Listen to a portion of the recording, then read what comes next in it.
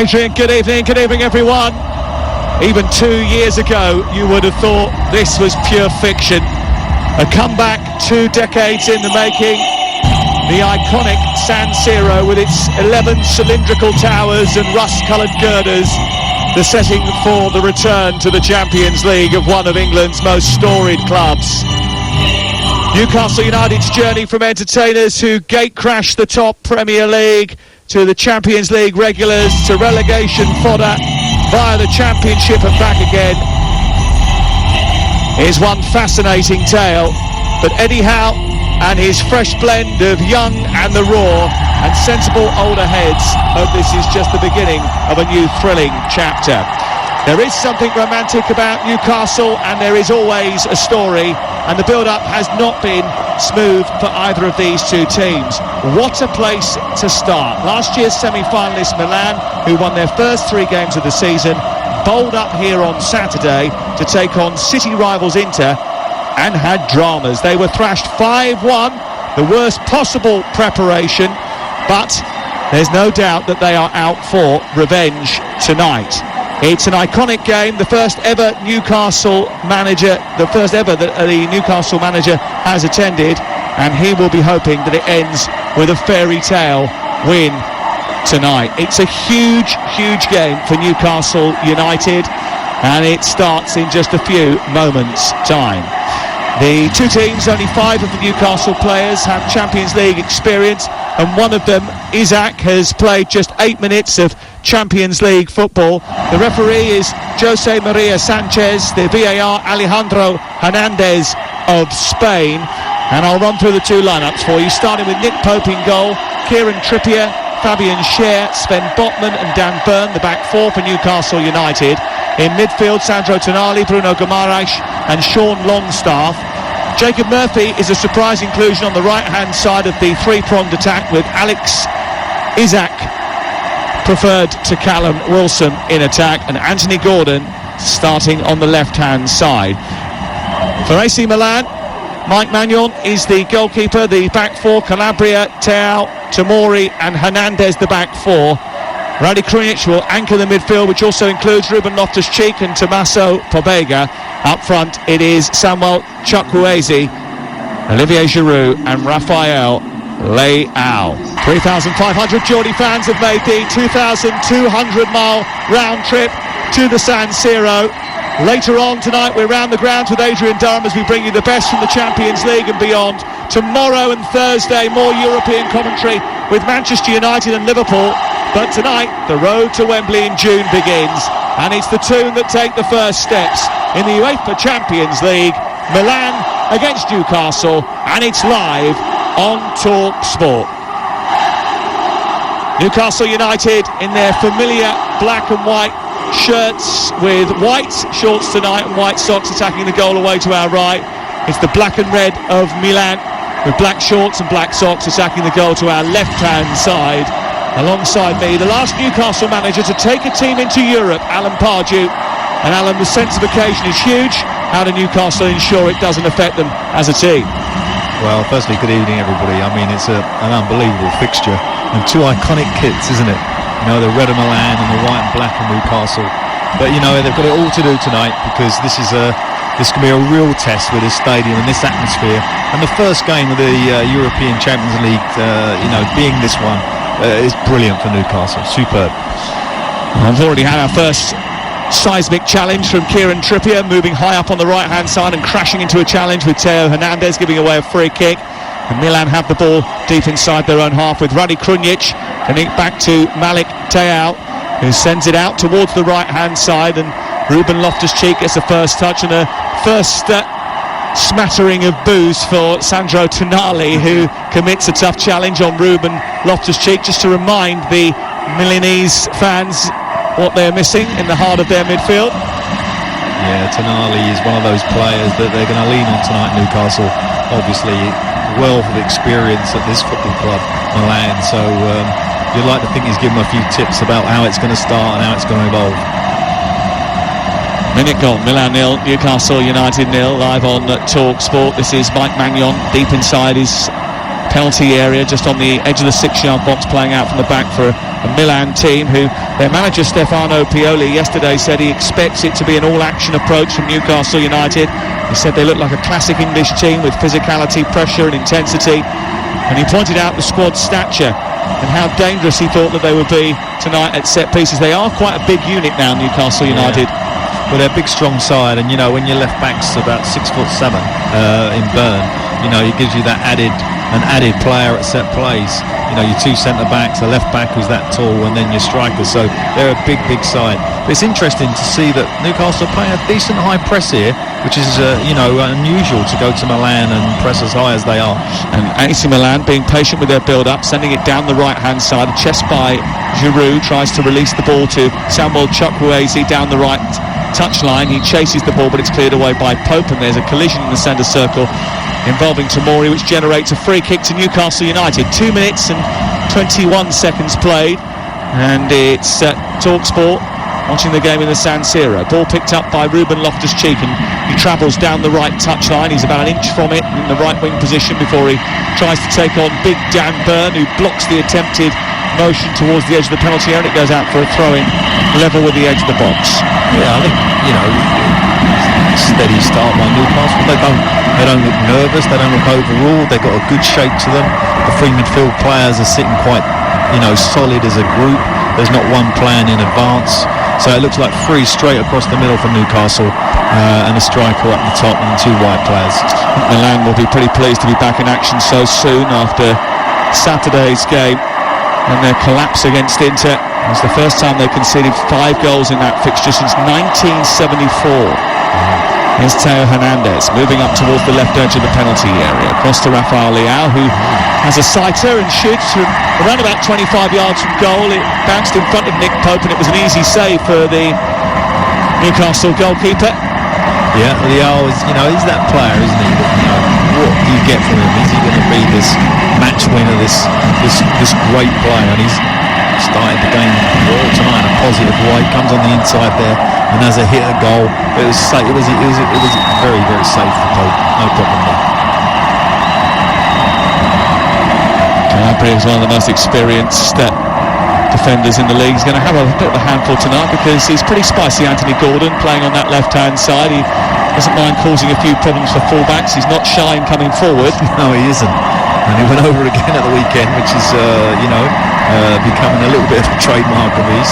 You were with Thomas Frank, were you, on that one? Yeah, I was a little bit surprised that was a penalty, and that's a nice little bit of play by Newcastle. Longstaff into Bruno Guimaraes, who then releases the ball out towards Murphy, who spots the run of Trippier on the right side. They're halfway inside the Milan territory, and it's into Isak, who holds it up well. He plays it behind Gordon, who's now on the left edge of the penalty area. He cuts in on his right foot, switches the play out to Trippier again, a bit more space on the edge of the box, delivers the cross into the area. It's flicked away by the retreating Tomori, and then eventually flicked out by Krunic on this near side and away for a throw into Newcastle. And you can hear high up right at the top of the San Siro those Newcastle fans applauding that passage of play from the visitors.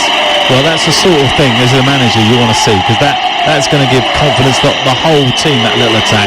They burst through their midfield, they played a nice little work shave and overloaded it, and then they had a good situations. Gordon transferred it to out here to Trippier, and he put a good cross in. It's quite threatening. Calabria and Gordon in a tangle, and Tonali takes over and charges down the left hand side, gets to the byline, pulls the ball through the 6-yard box, and a goal kick is given because Tonali took it out of play before he crossed it back from the byline and cut it back towards the edge of the 6-yard box before Longstaff could reach it. There was already a notion that the ball had gone out of play, so a goal kick has been given to Milan, but Newcastle haven't been shy in coming forward, and this is how they're setting up from this goal kick.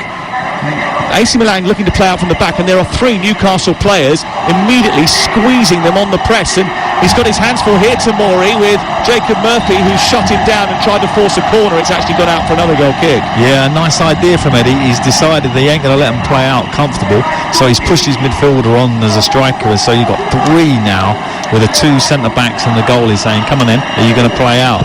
Interesting. Yeah, they've done it again. 3 of them lined up on the 18-yard line. It's played out to Teo Hernandez, who is engaged immediately by Longstaff. He runs past him and Murphy and opens up the pitch a little bit for AC Milan. And if they do that to you, then you are in trouble. Here's Rafael Leao going down the left-hand side, skips back in between his own ankles and then takes a bit of a tumble. The free kick is given against Longstaff, just left of the Newcastle half, just inside it. Yeah, you're probably expecting to see a lot of that tonight. I think Trippier will be showing Leao the inside, and Longstaff needs to do a job there, making sure he doesn't have room to travel in. And he did exactly that there. He stopped his movement on the inside. Zlatan Ibrahimovic in attendance tonight inside the San Siro. Old pal of yours?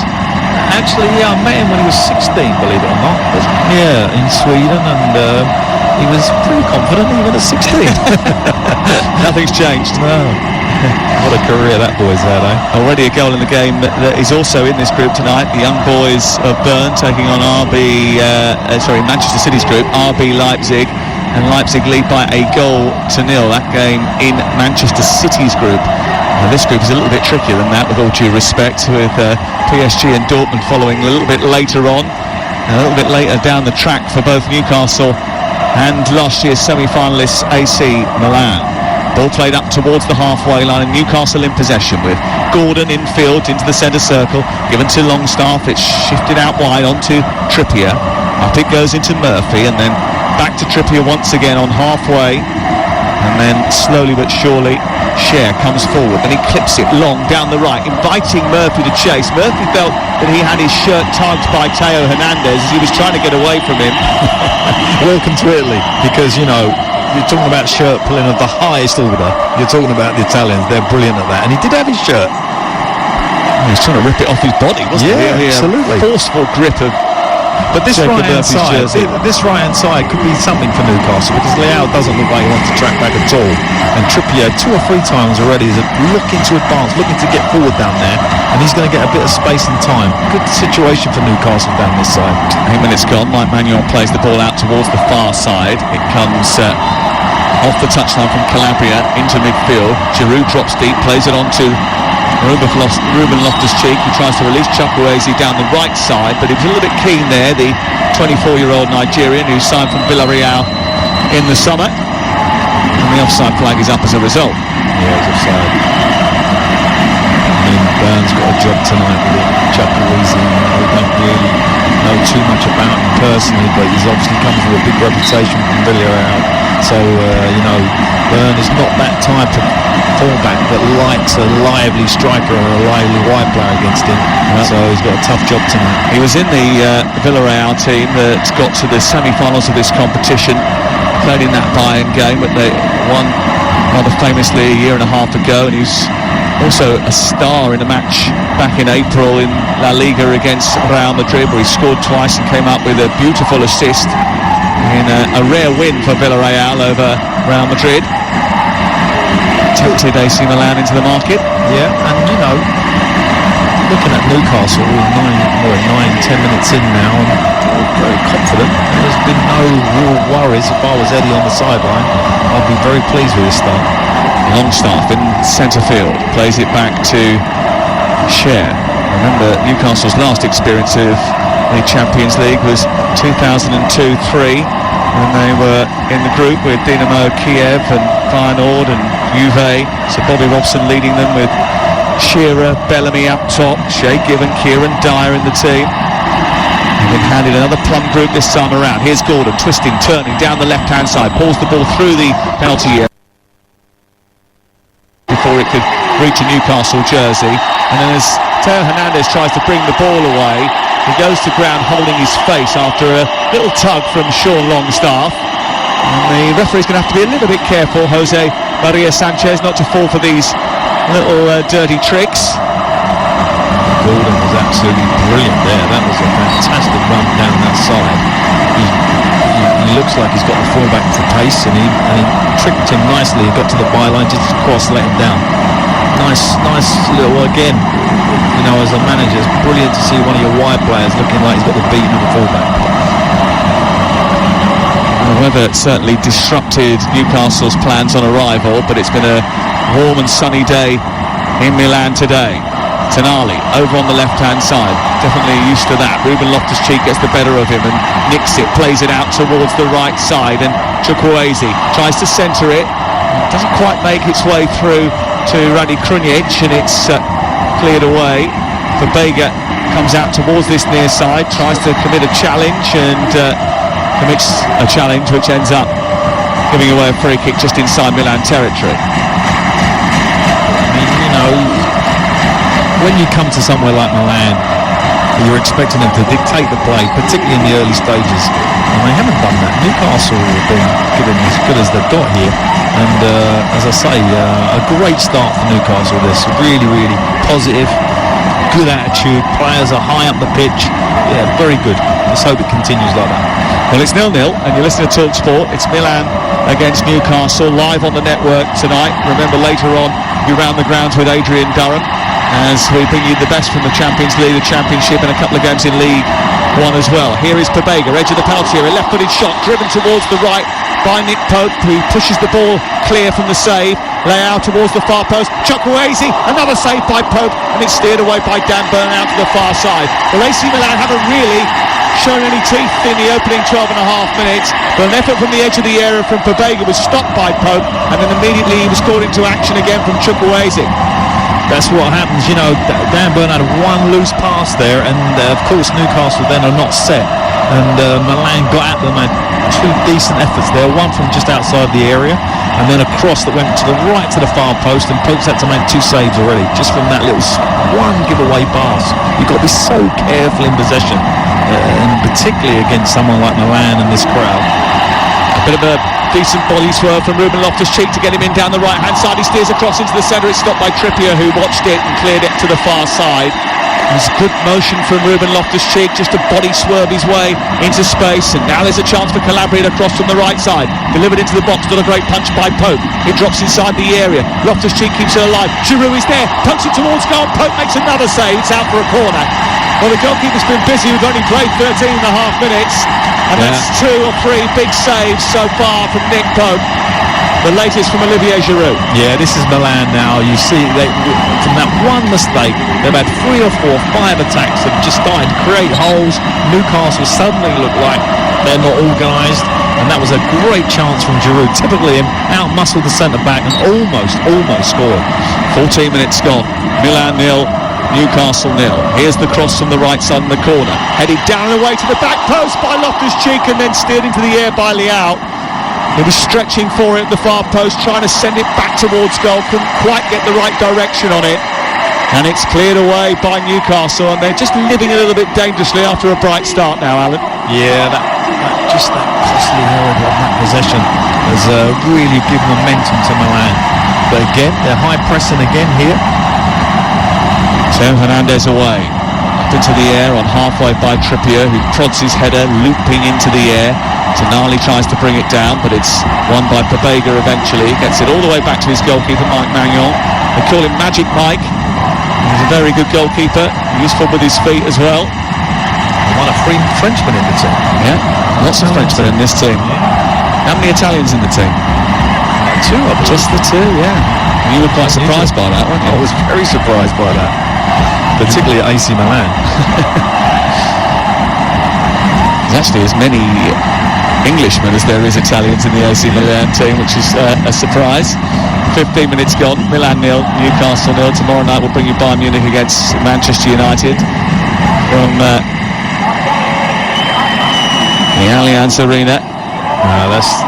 This is a nice period for Newcastle, because they've just had that awful sort of 3-4 minute spell, and now they've just got a bit of possession, and actually Milan have dropped off them, so to get a few passes in now is the ideal thing. Trippier has it halfway into Bruno Guimaraes, who swings it down the right side. It's good control from Jacob Murphy, and then the ball played across his own 6-yard box by Theo Hernandez, who just edged his way in front of Murphy. It wasn't particularly well timed, and Manuel had to go scrambling out to the far side. Tonali's won it back over on the far touchline, gets across into the centre, but it's too close, and it's cleared away by Tomori. And then once again, Newcastle United recover the ball well. They have had a couple of scares, but they're giving it a real scrap so far. 16 minutes gone. They started brightly in the game, Newcastle United. had to weather a bit of a storm, and okay, it was a meteorological one yesterday, but it was a footballing one today. But they've come out the other side of it.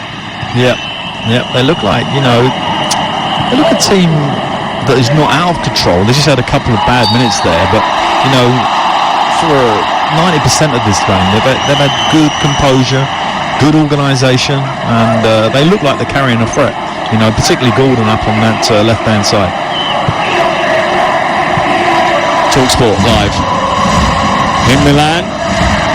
It's 0-0. Stefano Pioli, the manager of AC Milan, spoke in glowing terms yesterday about his former charge, Sandro Tonali. It is a big fixture for him, a self-confessed Milan fan. He only left here in the summer for being their talisman, but friendship and emotion have to go out the window tonight. He said yesterday, I am back, they let me live my dream here in Milan, but I come back as a rival. I think Newcastle felt that they've had a little bit of a problem in that midfield area in the opening few games of the season, getting that balance right as the ball goes out of play on the halfway line as it was aimed up to Tonali. They look good set tonight though. They look that free in there, looks comfortable at the moment. They look much better, much more balanced than they have done recently. They had Anderson and Longstaff in there. It's great to see Longstaff in there, a local boy is fantastic for Newcastle. He'll be delighted. Here is Chukwueze over on the far side, left-footed cross into the centre, looking towards Rafael Leao, headed away by Shear, then comes back, and it's a strike from distance which is pushed away and parried away after some hit from Radi Krunic by Nick Pope. Over the top of the crossbar it goes and out for a corner. Yeah, I mean, all of the players, Pope looks the one nervous player. I mean, his punch earlier was poor, and I thought that save was a comfortable save that he's ended up pushing over for a corner. So perhaps he needs to settle. Goalkeepers can get overawed at these places, and he just looks a little bit uneasy to me. He needs to do something really good to give himself a bit of confidence. 19 gone. Milan 0, Newcastle United 0. Referee just stamping his authority on a congested 6-yard box as the ball comes in towards the edge of the penalty spot, and across goes Teo Hernandez, heads the ball down. It hits a body inside the 6-yard box. It deflects over the top, and there's another bit of good fortune there. It might have been Pope actually who ended up pushing it over the top of the crossbar inadvertently. Really, he saw it very late. It's a good save. Yeah, his reactions were okay there, but that was a player coming from the edge of the box. A well-worked corner by Milan. They caught Newcastle out there. Krunic again to take another corner, this time from the near side, the right. It's whipped in towards the near post. So Loftus-Cheek heads it straight out of play. It's away for a goal kick on the edge of the 6-yard box, and it remains Milan 0, Newcastle United 0. Big chance coming from Pobega, which was stopped by Nick Pope. A decent chance for Chukwueze, who headed it down into the ground before Pope had to make a stop. And then the latest opportunity coming from Teo Hernandez, who headed the ball over the top of the crossbar after it bounced down in front of Nick Pope, and he had to just punch it up into the air. And it remains goalless in the San Siro tonight. Yeah, I mean, even though Newcastle have had good control, Milan have had big chances. Yeah, they've had several, haven't they?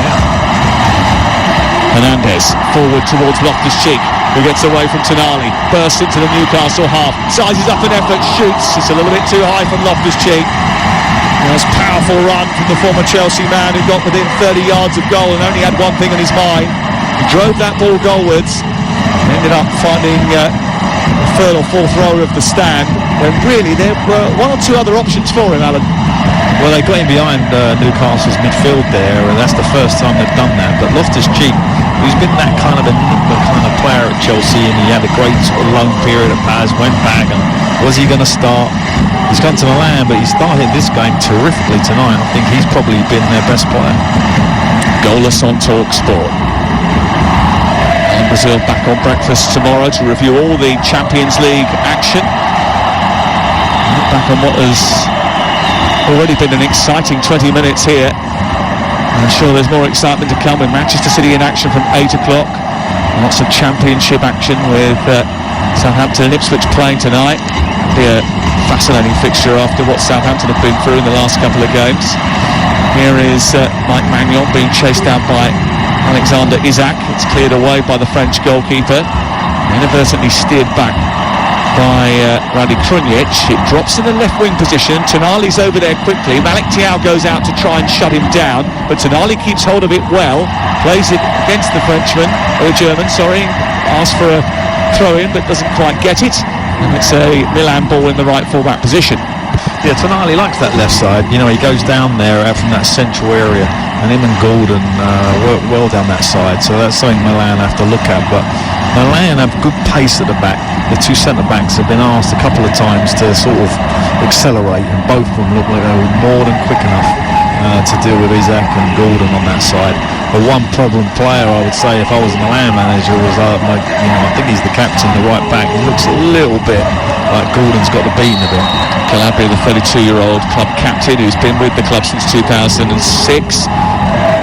Fikayo Tomori and Malik Thiaw have formed quite a good partnership, and actually at the weekend it was pretty noticeable that Tomori wasn't in the side, and they played Simon Kjær, who was probably coming to the autumn of his career now. Torn to shreds by Inter. They had a bit of a mental block with Inter at this moment in time. They've lost 5 successive games against their city rivals. And the papers this morning very much encouraging this current group of Milan players to respond to that. Will the real Milans please stand up, which was one of the headlines in one of the papers, local sports dailies, Gazzetta dello Sport this morning. I mean, as a manager, you know, when you're going to face a team away from home, the last thing you want is for them to get smashed by their local rivals. You know, I don't think Eddie would have liked that scoreline at all. You know you're going to get a reaction. These are experienced players, World Cup winners in there, in Giroud in particular. So, you know that you're up against it. Ball from Anthony Gordon, who plays a loose pass infield. Tonali stops Ruben Loftus-Cheek from running forward, gives away a free kick to shore the halfway line just to protect his team a little bit and stop Milan from breaking. It was a bit of nous from Sandro Tonali. He's one of those 5 players in the Newcastle team that do have Champions League experience. Isak's another, and he's only got 8 minutes that he played for Borussia Dortmund off the bench 5 or 6 years ago. Here is Krunic, just short of the centre circle, plays it wide to the right, Malik Thiaw. He goes infield, Krunic the Bosnian with his back to goal, travels into his own half now, and it goes all the way back to Mike Maignan. That's good attention being applied to those players by Newcastle United. Ball kicked clear through the middle of the pitch, looking for Rafael Leao by Maignan, but he was coming back from an offside position there, the Portuguese. It was a great situation in terms of Newcastle there, because, you know, when you organise your team, you want them to move as one, and particularly when the ball is travelling backwards, you want them to move quickly up the pitch, and they did that really well and close all the spaces, and then Milan give it back to you. So, you know, I think on that side of it, Newcastle have got this, they've got a nice balance to them this evening, and I hope it continues. They have looked controlled in possession, they have looked composed at times, they haven't looked overawed, but they haven't really threatened as of yet, and they have been threatened at the other end on several occasions. They're probably fortunate to still be level in that regard. No, I wouldn't disagree with that. Isak down the right side. Murphy trying to get into the penalty area. His cross takes a deflection off Tomori, and I think it might have come back off Murphy as he struck it, and then it's gone out for a goal kick. I mean, Murphy hasn't had any joy or any luck in this game in terms of the start of the... and he is the one name on the fixture list I wasn't expecting to see. I thought Hamilton would have played. You know, he's got that energy, and he had that terrific end to last season. I thought he might start tonight. Didn't start the weekend either, did he? Miguel Almiron. In the game against Brentford, where they probably needed to get back to winning ways. I think maybe one of the best things that happened to them this weekend was that they kept a clean sheet. It's only the 3rd in 23 games. Here is Longstaff pushing the ball forward, looking for Gordon, doesn't quite come off, breaks on halfway. Cher strides forward for Newcastle, out to the Newcastle right, Jacob Murphy, who teases the ball in for Longstaff, but Tomori cuts off the lane before Longstaff can dart into the channel, and Maignan comes out and collects the ball inside his own box, 0-0. Yeah, giving out the orders too, the goalkeeper. I don't think he was particularly happy there with Milan's defending. But, you know, they've... Milan, you've got to look at them and say that they've definitely got a threat at the top of the pitch. I wouldn't say they're in control of the game or they're running the game, but they definitely got a threat of those front three, and that is a slight concern if you was Eddie Howe.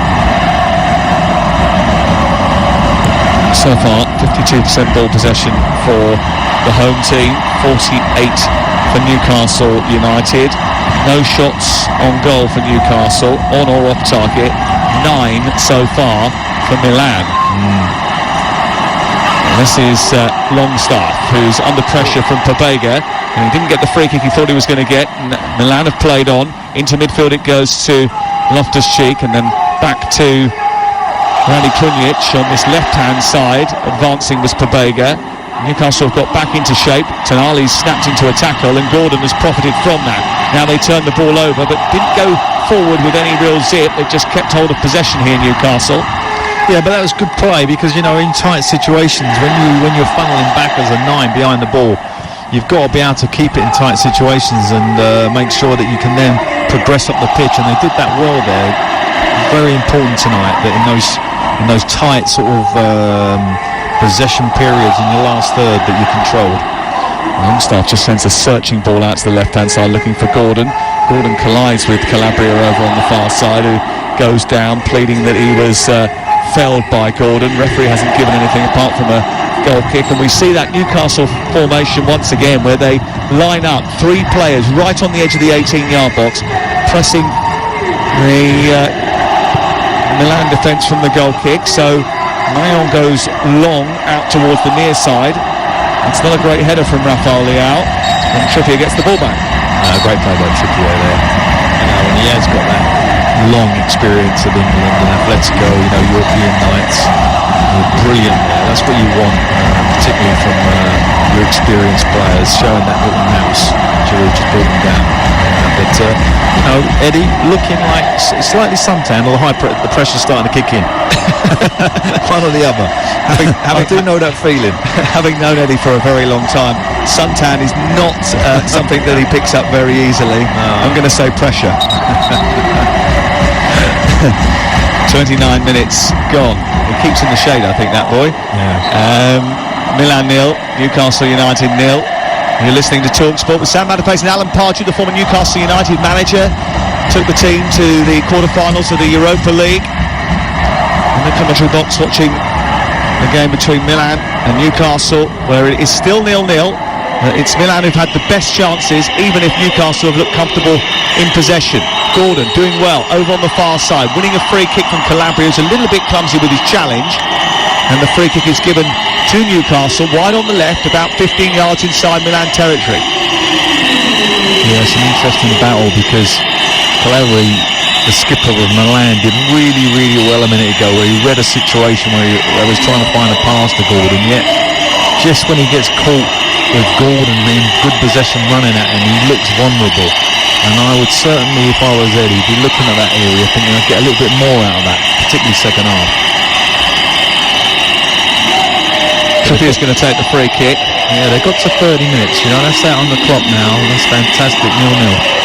Right-footed, square delivery, straight to Tonali, who chips the ball into the box. Not a great aim in towards Botman. It's headed away by Calabria and out through the far side and away for a throw. It's one of those free kicks where you're expecting, I think, a little bit more invention than that. Yeah, it was a set play that they'd worked on, for Trippier to sort of play it square and then go on the angle, but the ball just wasn't good enough. Tonali gets it back from Byrne, who takes the throw from the left-hand side. Gordon tries to squeeze between a tight gap, but Milan close that gap and clear it all the way to the halfway line. Newcastle have possession inside their own half. 31 minutes gone. Newcastle United away in Milan. It's 0-0. They'll be happy with that, despite the fact that Nick Pope's had to make several saves in the game already tonight. Not really stretched him though. They've all been in and around him, the saves. So that's one good thing. I think the 2 centre-backs have done well against Giroud. He has hardly had any influence on this game. Scher out to Murphy, down the right, collected by Trippier. Trippier towards the edge of the area. Longstaff breaking in. He goes down under pressure from Rafael Leao, and it looked a little bit soft, but he turned and appealed for it anyway. Jose Maria Sanchez telling him to get back to his feet. No intervention as we understand it from the VAR as of yet. Leao goes down the left-hand side. There's a bit of space for Teo Hernandez, who keeps it in. He scurries towards the byline. Can he pull it back? He does, in towards the arriving Giroud, who steers the ball into the side netting. It was a lightning-quick Milan counter-attack, created beautifully by Leao's ball through the eye of a needle down the left-hand side, chased by Teo Hernandez to the byline. His cross into the near post. Giroud shrugged off his marker and almost scored the opening goal. Well, that's just typical Giroud, because the two centre-backs have dominated him all around the halfway line in that sort of last third period.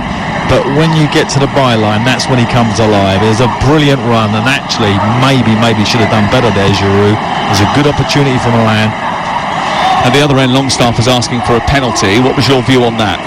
Well, I didn't think it was a penalty, because it was just like a little sort of push from behind from Leao. But Leao does not want to defend. Trust me, he really doesn't. So he had the right man, Longstaff, there. But probably the push wasn't sufficient enough for a penalty, I didn't think. Tonali into Isaac. Oh, lovely little flick into Bruno Guimaraes, and then he tries to get it out of his feet over on the far side, but he was being dragged back by Ruben Loftus-Cheek prior to that. And when it didn't materialise into a positive for Newcastle, the referee decided to bring the ball back after playing the initial advantage, and it's a free kick just left of the centre circle for Newcastle. Yeah, again, Loftus-Cheek's doing well. You know, he's impressed me in this game. He looks like he's I don't know whether, you know, sometimes when you're playing a team from your country, it gives you that lift. You know, you want to show everybody at home how well you're doing at your new club. He's been terrific. 33 minutes gone. Milan 0, Newcastle United 0. And the free kick from Trippier is a deeper one, straight into the penalty area. Manuel decides to punch instead of coming and claiming, despite the fact that he could have done that. Calabria clears up to the halfway line, chested down by Leao. He nudged it back into Pobega. He spreads it wide. Teo Hernandez back to Rafael Leao, who thinks he's beaten the offside trap. Steps inside, gets it onto his right foot, beats 3 players, beats 4, then trips over his own feet. Chukwueze takes over. Pobega slides it towards goal. It's cleared up the line by Murphy, and then picked up on the edge of the 18-yard box by Ruben Loftus-Cheek. Teo Hernandez into the centre, blocked by Longstaff. The Newcastle goal living a charmed life. It's back to Pobega, and Loftus-Cheek in a thicket of players tries to get a shot away, takes a deflection, goes over the bar. It's out for a corner. What a passage of play. You did well there, I've got to tell you, on that commentary, because that was incredible. That was a period of pressure, and they should have scored. Leao, what a brilliant run. I thought initially he was offside, but they haven't gone back to it, so obviously he wasn't. And then he's broke through, he's cut back on his right foot. One's gone to ground, two's gone to ground, and then bizarrely he's gone for a back heel when he should have just swung at it. Very, very lucky Newcastle there. 34 minutes gone. Here's the corner aimed in towards Malik Teao from the corner, and that was going out of play, but Nick Pope has gone across to punch it, maybe unwisely, and he's put it out for a throw. It was going out for a goal kick, that, wasn't it? Yeah, I was a little nervous to Nick Pope, even though, as you say, he's made 3 or 4 stops that have been in and around his body. He hasn't really sort of thrilled with confidence. You know, when you're on the sideline and you're looking at your goalie, that's one thing you really, really want them to look confident, to sort of have that kind of stature about them. And of all the players at Newcastle tonight, he's the one that's slightly concerning me. Although at the moment he has a clean sheet and he's made about 5 saves. I'm not entirely sure how they've got a clean sheet, but they have. Jacob Murphy, the latest to come up with a clearance on the line. He did really well to get back behind his defence and make that clearance. Yeah, Milan, just now and again they raise the gear, don't they? They just go into that extra gear and you think, oh, they're going to score. And that's where the difference between the two sides tonight is probably that. Newcastle haven't really had one of those spells, and Milan have had, 3, 4 of those. They're quite happy to sort of just keep the game slow, ticking over, very sort of ponderous, then all of a sudden they have a spell where they'll have 2 or 3 big chances in quick succession. Yeah. As you said, that's happened 2 or 3 times already tonight. It remains goalless though, and whilst it remains goalless, Eddie Howe will be satisfied. It was fascinating listening to him just before kick-off. He was interviewed and he was suggesting down on the touchline, someone said, are you going to try and enjoy it tonight? It's important to enjoy it. And he said, that doesn't really come into it for me. No, yeah, difficult to enjoy. You're under such pressure, and you know you There's so many responsibilities and things you've got to think of that you can't really enjoy it until you get on that bus and you've got a positive result. And then if you haven't got a positive result, you definitely don't enjoy it. Tonali doing well to hold on to the ball high inside Milan territory. It goes back to the edge of the centre circle, then spread to the Newcastle left and Anthony Gordon. The £45 million signing from Everton in the winter window. Bruno Guimaraes being tracked by Ruben Loftus-Cheek. He's had a couple of nibbles at him now, and he's just being spoken to by our referee from Spain.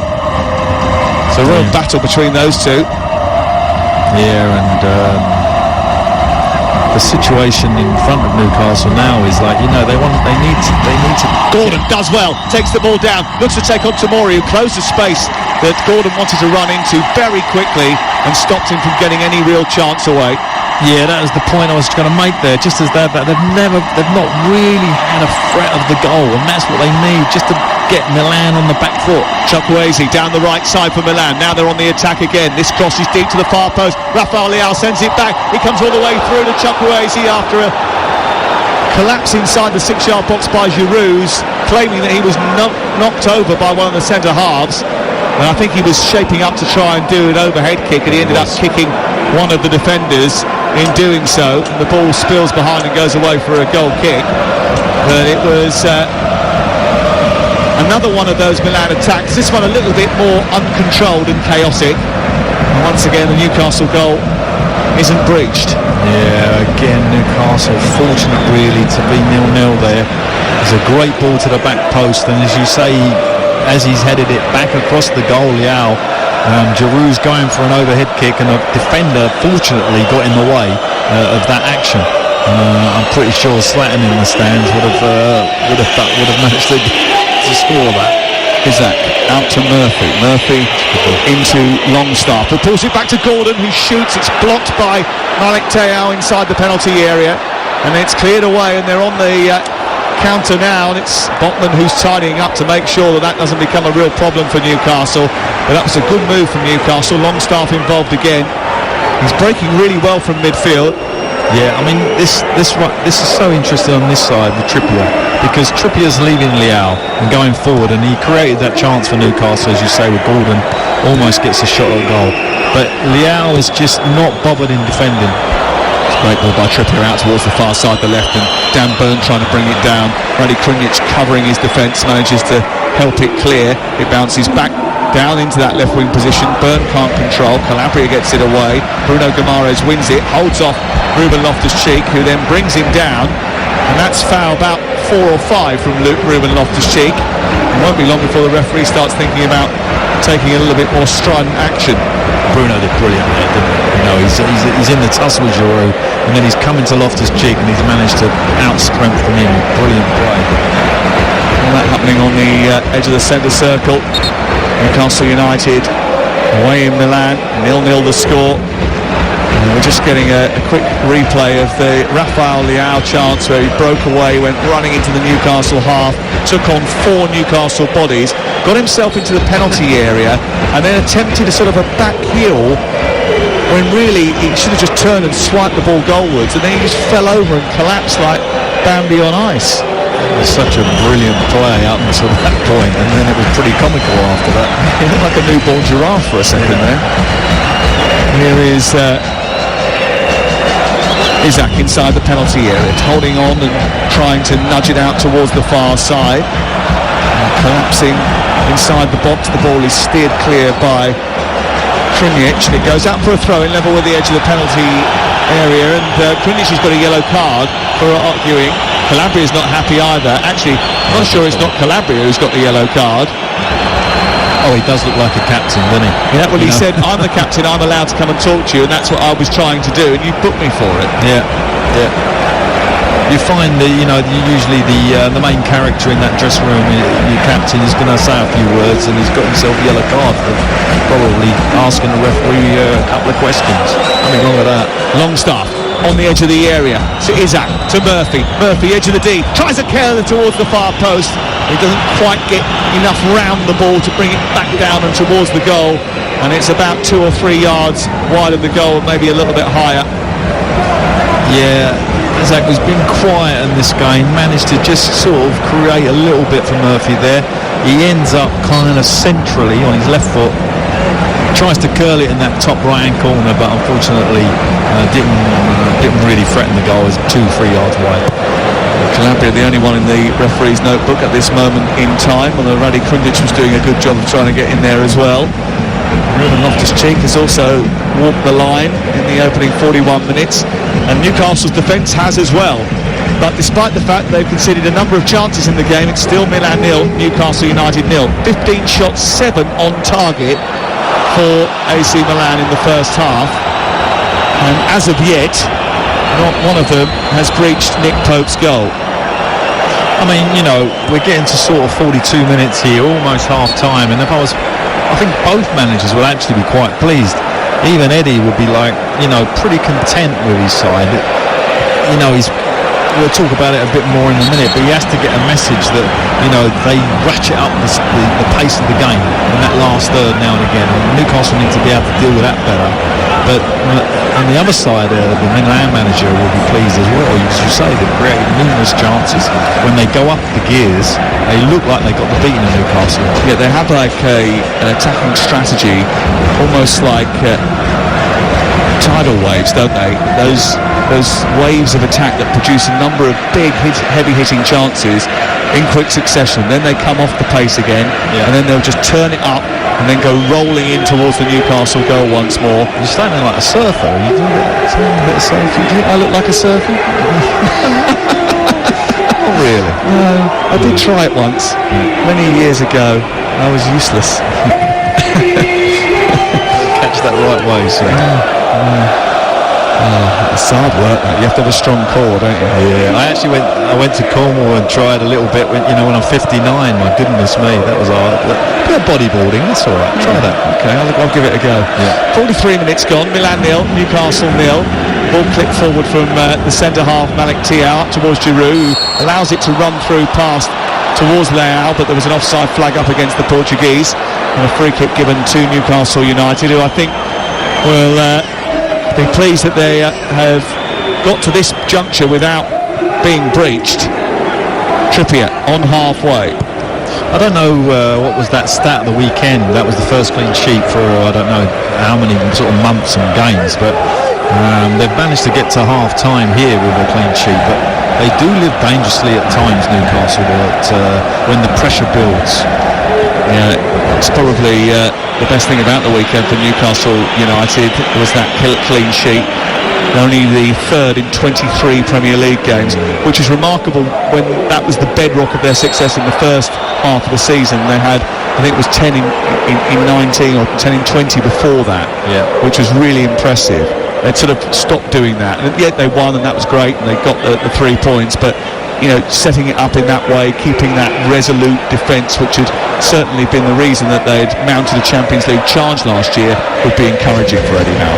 Yeah, it's weird that, because as a manager you have these periods where your team doesn't concede and you think, oh, it's all the coaching and everything you're working at, but sometimes it is a little bit of luck in there, but it does breed confidence, those clean sheets, and when you get a run of them, you just expect it to come, and when you don't, like the situation Newcastle are in now, although they did get one the weekend, it is a bit of a concern, a bit of a kind of thing that hangs over you.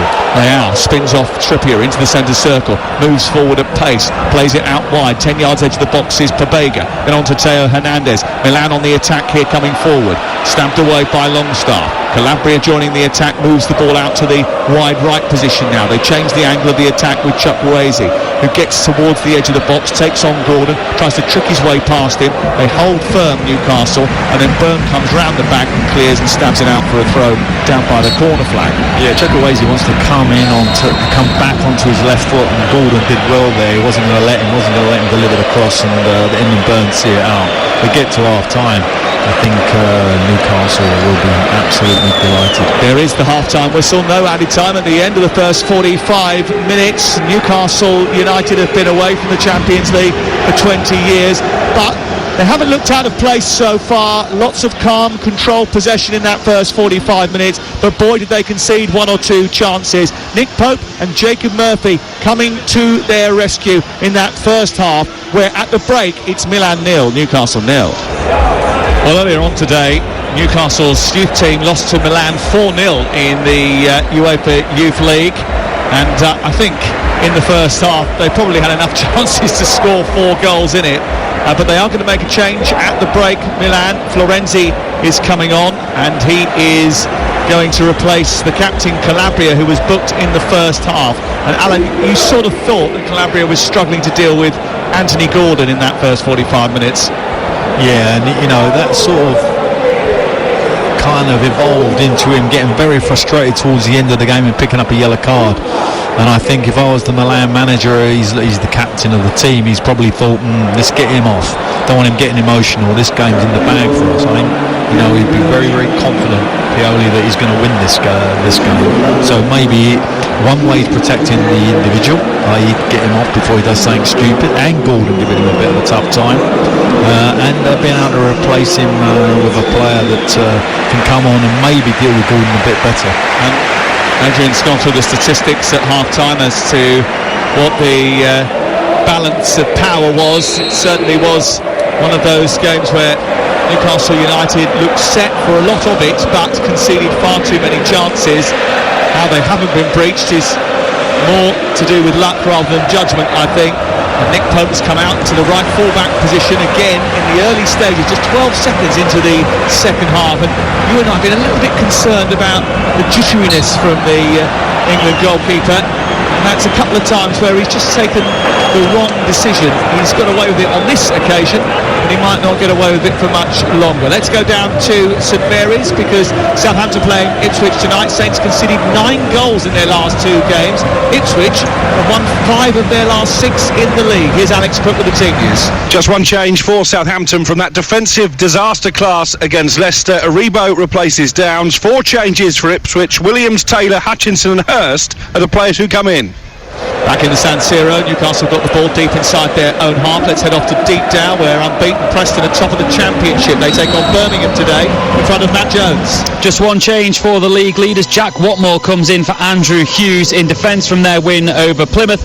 2 changes for Birmingham though. Koji Mayoshi and Emmanuel Longolo are in. Lee Buchanan misses out, suspended, and Scott Hogan drops to the bench. It's Preston against Birmingham. Newcastle coming down the right-hand side. The ball picked up by Murphy. He moves into the wing position, takes on to Mori, produces a cross into the near post, headed away by Malik Diaw. And it's dealt with by Teo Hernandez, who's taken over the captain's armband. Picked up on the edge of the penalty area by Newcastle after a mistake by Rafael Leao. Gordon keeps them moving. Tonali gets to the edge of the box, unleashes a shot, blocked by Teo, and cleared away by Milan. Tonali's got it back again after good work from Dan Burn, and then eventually it's cleared upfield rather desperately from Milan, and eventually it comes back into possession of Fabian Schär. But it was a good spell for Newcastle, Alan. Yeah, a little bit more intent there. You know, a couple of crosses come in, go and win the second ball when it come out, and half a chance for Tonali, just coming onto his right foot. Looked like he was going to get a shot, and it blocked the defender. But a little bit more positivity about Newcastle offensively there. And let's go off to Ashton Gate. They're playing Plymouth down at Bristol City tonight, and one of the shorter trips in the Championship for Plymouth, and in front of Ian Abrahams. And Bristol City are unchanged after their goalless draw here with West Brom at the weekend. 7 changes for Argyle, who lost 2-1 at Preston, including the whole front 3. So Ryan Hardy, who scored in his last 4, is dropped. Not too far away at the Cardiff City Stadium, Lawrence Mora. Yeah, Cardiff fans bouncing down to the CCS after victory over Swansea on Saturday. 2 changes from that team. Aaron Ramsey, Jakob Matey on the bench. Rosentanner come in. And after a run of 4 draws, 1 change for the Sky Blues. Casey Palmer coming into their 11. Free kick, goal kick for AC Milan away to our left-hand side. 48 minutes played in the San Siro. Milan 0, Newcastle United 0. Go through the 2 lineups for you in just a second. Clipped forward by Magnon after once again being pressed by those 3 Newcastle bodies. There's a clash of heads. Rani Krunic, in fact it was Pobega I think, and Fabian Schär both going up and smacking into one another, but I think it was the left elbow of Cher that was in the back of the head of Pabega, which is going to do the damage, and a yellow card is coming the way of the Newcastle United centre-half. So we'll go off to Loftus Road. James Fielden's watching QPR against Swansea. Yeah, QPR have won just one of the last 18 games here now at home, and they were beaten here by Sunderland at the weekend. Jack Colback sent off in that game, he's suspended. Chris Willett comes in. Swansea beaten by Cardiff in the derby. They've made 5 changes, a debut for Bashir Humphreys, Cabango, Cullen, Patton and Ginelli all come into the 11. 7:45 start for QPR Swansea. Cher got to be a little bit careful. Off to the game between Feyenoord and Celtic, which is live on TalkSport 2 tonight in the Coupe. Ian Danta. 3 changes Brendan Rodgers makes to the Celtic side. Nat Phillips out injured, Lagerbielke comes in for him, Hatate and Palmer also recalled, and there's a Newcastle player playing up front for Feyenoord. Yakuba Minte on loan from Newcastle is their only change from their weekend 6-1 win. Celtic at Feyenoord live on TalkSport 2 at 8. Back in the San Siro, it's Milan 0, Newcastle 0. The ball into the box for Milan, who are attacking the goal away to our right hand side in the second half in those black and red jerseys. Newcastle defending once again, get the ball down with Longstaff in front of the D, speeds away from Pabega, who's tugging at his shirt, tussling with him, dragged him down and gives away a free kick to the away side, just short of the halfway line. It's 0-0. Mike Magnon is the Milan goalkeeper. They've got Florenzi now at right back, Teao and Tamori the 2 centre-halves, and Teo Hernandez at left back. Pabega, Krunic and Loftus-Cheek, who was brilliant in the first half in midfield. Chukwueze, who had good chances, Leao and Giroud are the 3-pronged attack from Milan. They're on the defensive though, with Cher speeding forward, carrying the ball well, running into traffic. They keep the ball pressed inside the AC Milan half of the field, and they've been a little bit better at doing that at the start of the second half. Alan Pardew. Yeah, I would suggest that Eddie's had a few words there at half-time. The midfield looks a little bit more energised, and certainly going forward they look like a bit more intent about what they're doing. Milan, on the other hand, have started, as I said to you, maybe a little bit complacent, thinking this game's in the bag. Anthony Gordon running square towards the middle of the Milan half. It's out towards the wide right, Jacob Murphy, who shoots from distance. And it was a bit of a surprise that he decided to shoot from that sort of range. He must have been over 30 yards from goal, and it was way off target. Yeah, a couple of things that you'd like to think of better choices, really. And it's interesting, this press again is on. You'd like to think Milan have worked this out now, so it'll be interesting to see how they play out of this. Do you keep doing that, despite the fact that up until since the sort of first 10 minutes it hasn't really worked for Newcastle United, or should there be more variation in your play? No, I think that tactic has been okay, if I'm honest. It's you know, what we know is that when they get in the last third, Milan, they come alive, and that's where I would want a bit more sharpness and a bit more kind of compactness in my team. So the reason for pressing high up and trying to force them either to play long is to make sure they don't get that far? Well, exactly. Sometimes it's better to press up there than let them get in your last third, particularly with that 3 they've got up the top of the pitch.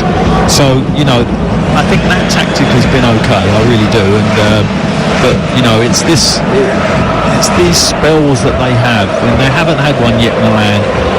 And Eddie will be open for a better reaction when they start to, when the big waves start coming in, as you said. Florenzi moving forward, space out wide to his left. He goes for a shot instead down towards Pope's left-hand side, and that was a little bit wild from Florenzi. Would have been wiser served, I think, playing the ball wider to out the left-hand side where Rafael Leao was waiting for a delivery. Pabega was on that side as well. Instead of distributing the ball, he decided to go for goal. He was way off target. One of the problems you have when you play a flat 3 central midfield players.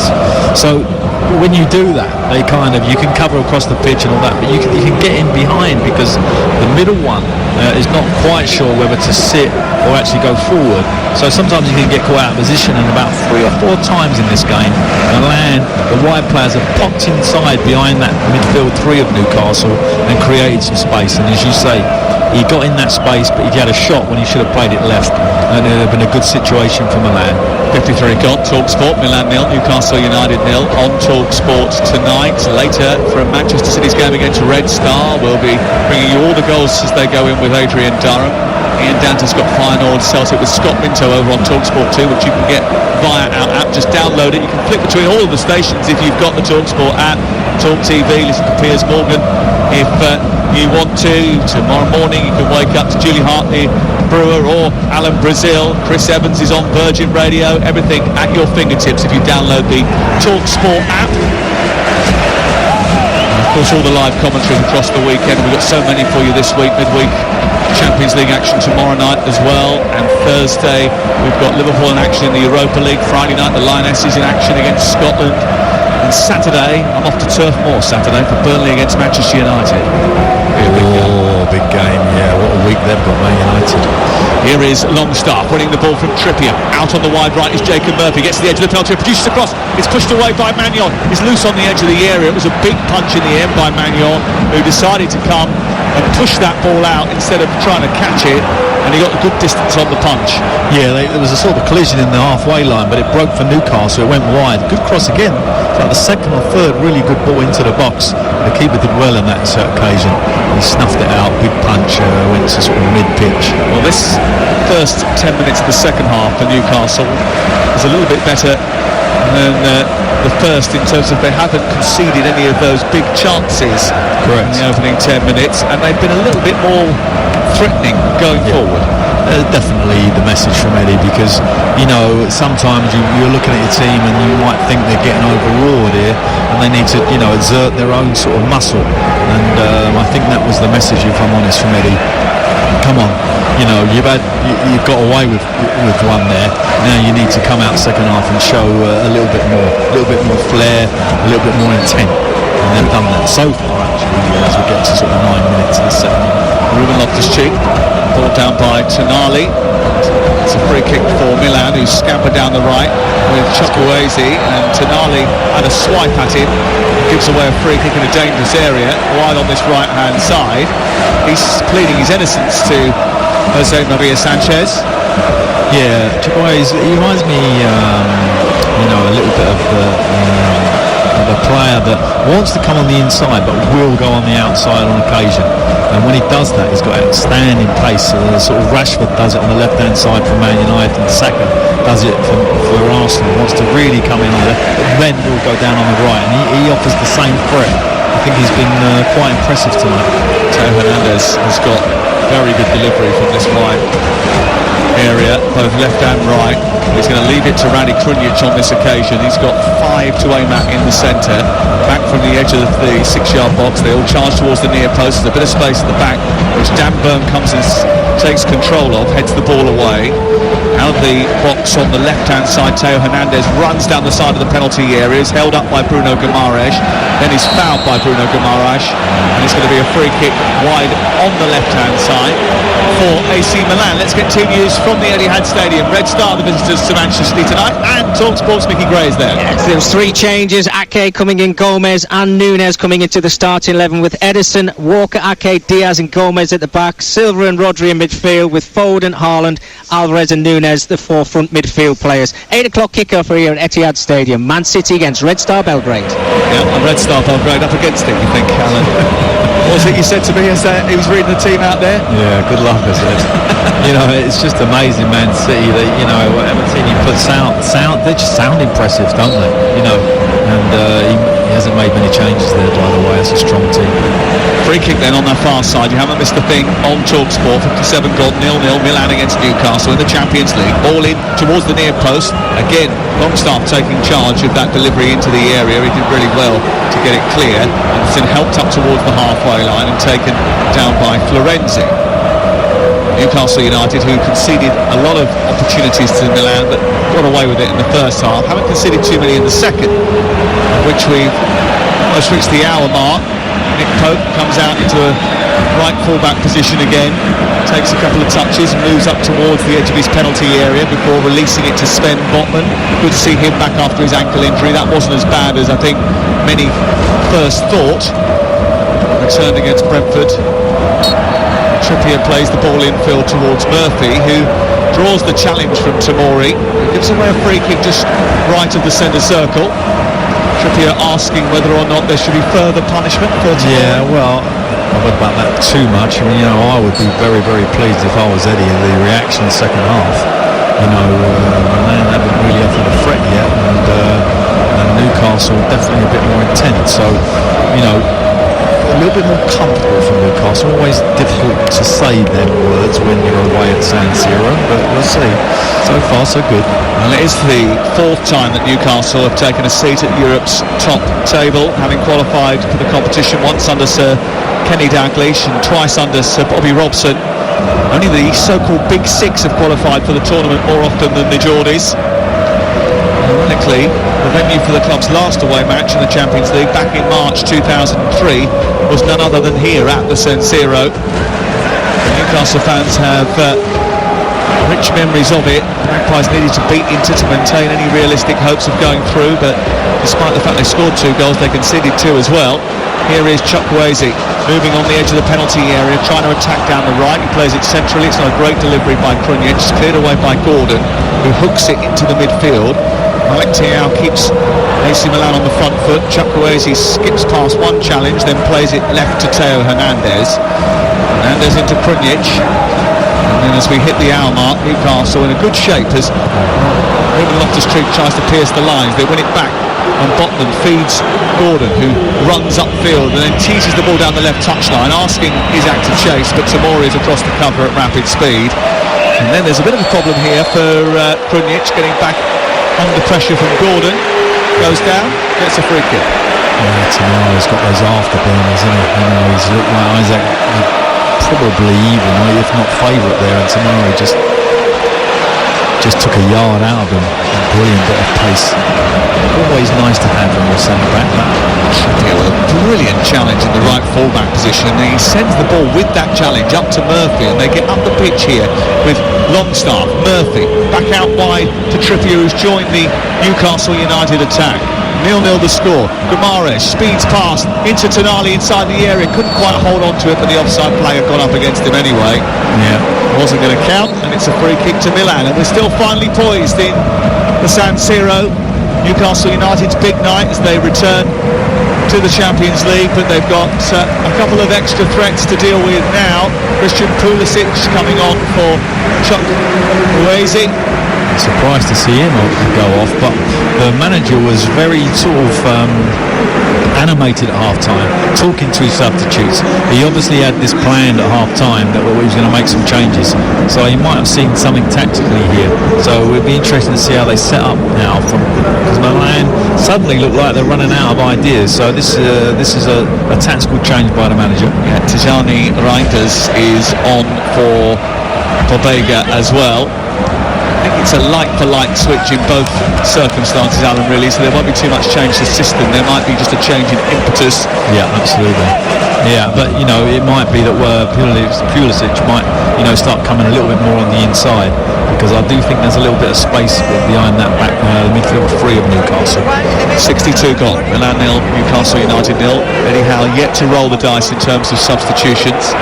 Jason Tindall just talking to the fourth official as the ball breaks down the right for Christian Pulisic once again. He gets it onto his left foot, delivers a cross which is deep and too heavy and drifts behind. He was allowed to leave by Chelsea in the summer, the Champions League winner back in 2021. Had a bright start actually to his Milan career. Scored twice and was the player of the month for August. Also on the score sheet for the USA in the break. There's going to be a change here for Newcastle. And Murphy is coming off, Almiron coming on, and there's some suggestion here that Anthony Gordon might be coming off and Callum Wilson coming on as well. But Almiron was certainly had a little bit more energy down that right-hand side, and it is Gordon who's replaced. So Isak, I think, will go out to the left, and Wilson will go down the middle. What do you make of those changes, Alan Pardew? Well, I kind of thought that at half-time that they might change that, but I don't think they'll go to a front two. I think, as you say, Isaac will go on to that left-hand side. But yeah, I mean, from what I've seen of Newcastle in terms of the last third, I think those changes needed to happen. Give them a little bit more. They're fresh, and maybe give them something different to feel Milan. You want to put them on the back foot a little bit more. As a potent goal scorer, Callum Wilson, only Erling Haaland has scored more goals than him since April in the Premier League. Scored at the weekend from the penalty spot. He's got 41 goals in 80 appearances for Newcastle United. That's excellent, excellent. Is he 11 penalties? Is that 10th or 11th penalty of the weekend?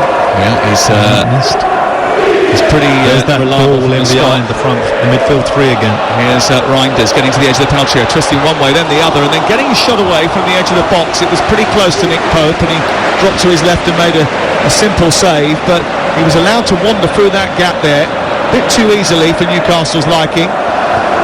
Trippier brings the ball away on the right-hand side. He's chased out by Rafael Leao.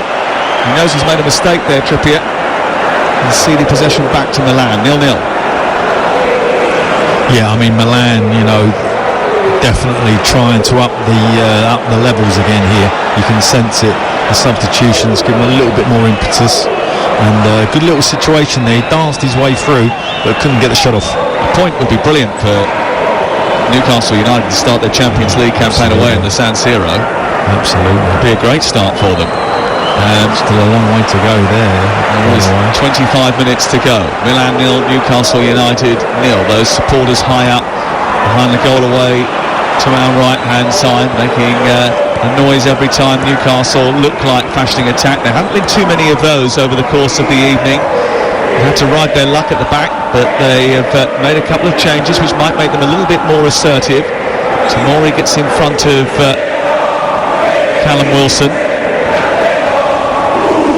The ball goes back into the feet of Fabian Schär.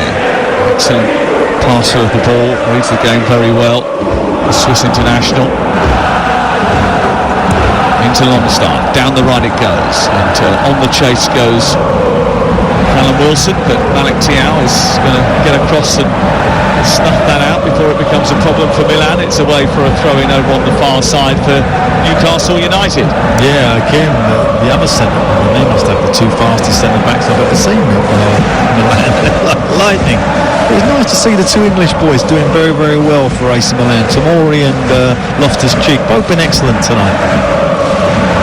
Gareth would be pleased. Italian football has definitely had a little bit of a renaissance with the three of the Italian teams ending up in the latter stages of the Champions League last year. Fiorentina contesting the Conference League final and Roma playing in the Europa League final. Inter Milan obviously got to the Champions League final too. These two silly rivals played out one of the semis. It's been a growth area in Europe over the course of the last few years, and they've heavily invested actually the money they got for Tonali quite wisely into 10 new players here over the course of the summer. Milan, two of them as you mentioned, Loftus-Cheek one of them, Pulisic another. Here is Callum Wilson trying to get a better of Tomori, plays it back towards the wide right into Trippier, and then on by Longstaff, but he ran into Theo Hernandez. Bruno Guimaraes plays it back to Schär on halfway. A few strong words between Giroud and Dan Burn. And down the right comes the Paraguayan Miguel Almiron. Can he get the better of Tomori, who's holding him off? Sees it behind and goes away to the left-hand side. I've seen Tomori a couple of times in these big Champions League games. Saw him make a big mistake in the Chelsea game last year, and he hasn't always managed to stick to his task. Tonight I think he's done very well alongside Malik Thiaw, and they haven't really given Newcastle any chance whatsoever. No, and sometimes when you sit a game out, he's sat out the game, the Milan thrashing from Inter. Sometimes that can boost your confidence, and he looked very, very confident tonight. And he's always had speed. You knew that. He'd always get himself out of trouble, but it was the errors that were his problem, and getting caught out of position. But as you say, he's been very focused tonight and been excellent. Ball launched forward by Burn, collected by Giroud. Burn wins it back again and prods it out of play down in front of the dugouts. Eddie Howe gesticulating, getting more and more animating. He's probably looking at the clock and thinking, this time's not ticking down as fast as I'd hoped. 67.5 minutes played. It's Milan 0, Newcastle 0. I think he'd probably take a point at this stage. Let me tell you, he'd definitely take a point. That clock is horrible to a football manager. He never seems to want to tick down when you want it to. And I suppose when you don't want it to, it runs away from you. Yeah, absolutely. Reinders, the Dutch midfielder who they bought from AZ Alkmaar, one of those new summer signings, plays it left, and then Hernandez's cross into the box is a little bit wayward, and it goes all the way through to Nick Pope in the Newcastle goal. Still goalless. Milan have not really had that period of pressure in this second half. which Eddie would be delighted to have seen. So, you know, whatever they've done, whatever they've changed, it's been for the better. And Newcastle definitely not getting too carried away, look comfortable at the moment. Still 21 minutes to go plus stoppage time. Milan had lost their previous 4 home games against English visitors before they beat Tottenham Hotspur last year over 2 legs.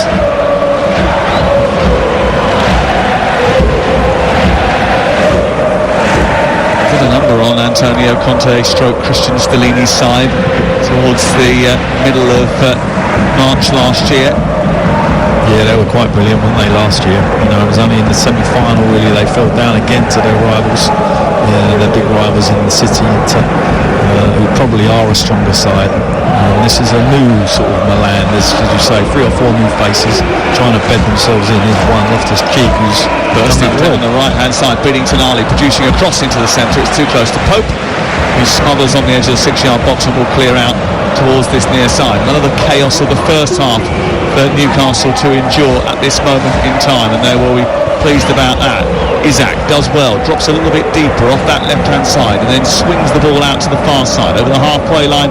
Trippier travels with it into the body of Wilson, who's being manhandled by Malik Thiaw.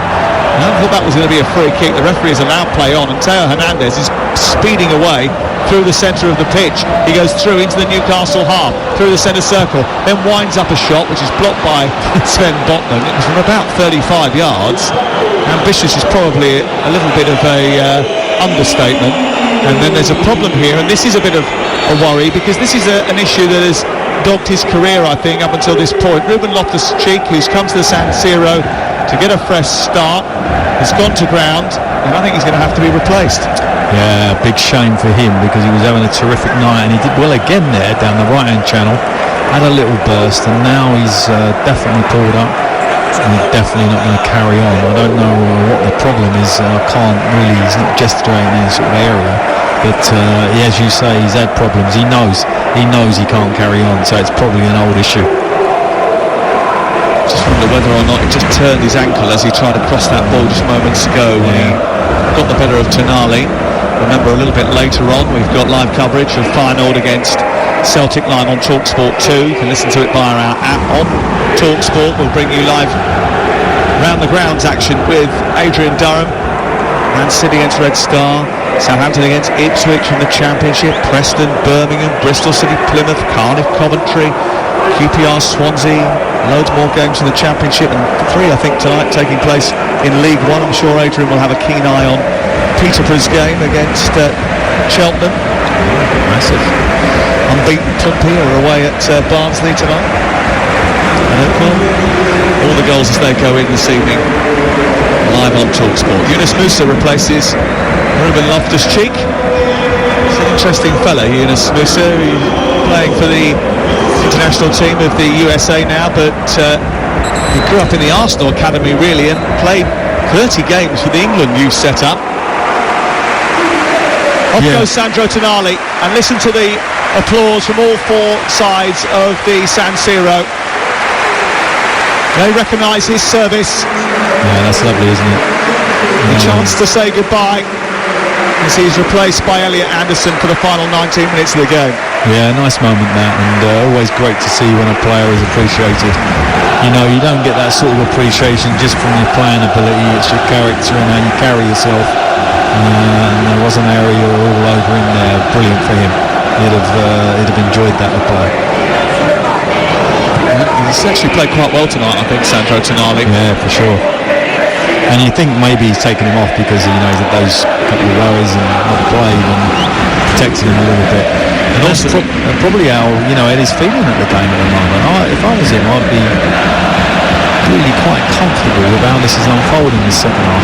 I know that they've struggled to get some of the tactical instructions to him. His English isn't great. He's doing extensive English lessons, but there hasn't been someone that can translate for him pre-game, so that's a scenario they're trying to rectify, so they've got a little bit of a better way of getting those instructions on against Brighton the other week. I know that he felt a little bit confused about what his personal responsibilities in the team were.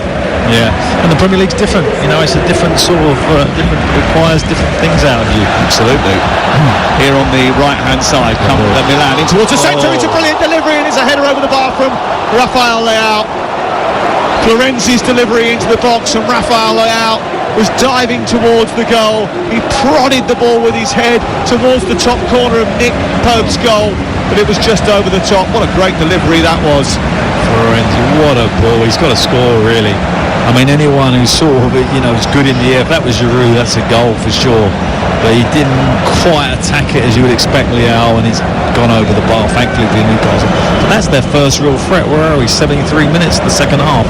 So, a little warning sign for Newcastle. Well, if you think at half-time, I think they had, 12 and 5 in terms of attempts on target. It's now only 19 and 7. So they haven't had the most productive second half in comparison to the amount of chances they've created in the first, but there's still a warning sign for Eddie Howe and his team that they're not quite finished yet. Milan, 15 minutes to go, 0-0, live on TalkSport. The ball is on the halfway line. It's played out wide towards the right. It's collected and brought infield by Yunus Musa, who gets into the wide right position, produces a low ball into the near post. Pulisic with a delivery, takes a deflection. It's helped on by Giroud. It's just a little bit behind, and it's coming through to Teo Hernandez, but Almiron scrambled back and got there and nudged it behind and put it out for a corner. Again, there was chaos inside the Newcastle box. When that ball came in from the right from Pulisic, it needed Almiron to put out the fire. And Giroud again does another overhead kick, but this time across the goal, and unfortunately no one's there to tap it in.